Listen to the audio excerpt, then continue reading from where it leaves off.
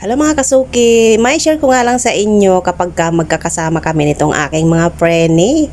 Ayan yung aming mga kaganapan. Mukhang seryoso sa mga pinag-uusapan. Late upload na nga ito dahil nung linggo pa nga itong ganap namin at ngayon ko nga lang ito na voice over.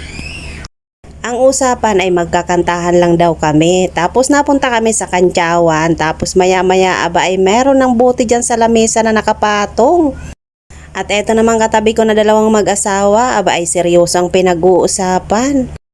Ganyan lang naman ang ganap-ganap namin dyan, puro kwentuhan lang naman. Pero ang totoo, inabot talaga kami dyan ng alas 11 ng gabi bago kami naghiwa-hiwalay. Paano ba naman ay minsan-minsan lang kasi kami magkita-kita.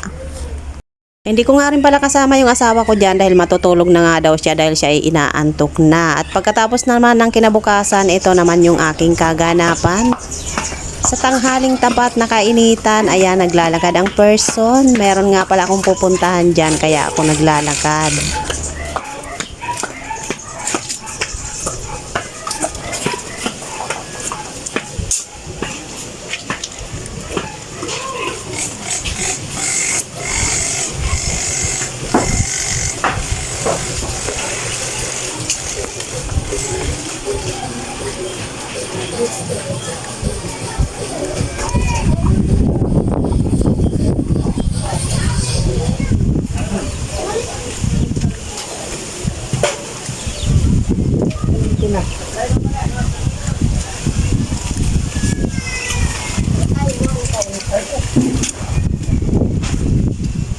Sobrang init dito sa Ondoy.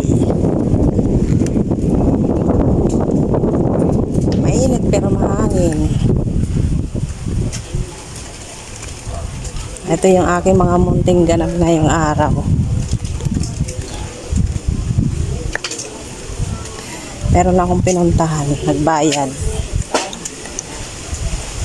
Pero hindi ko pa rin nabayaran lahat ng mga bayarin ko. Kinulang yung budget. Pinati-hati lang.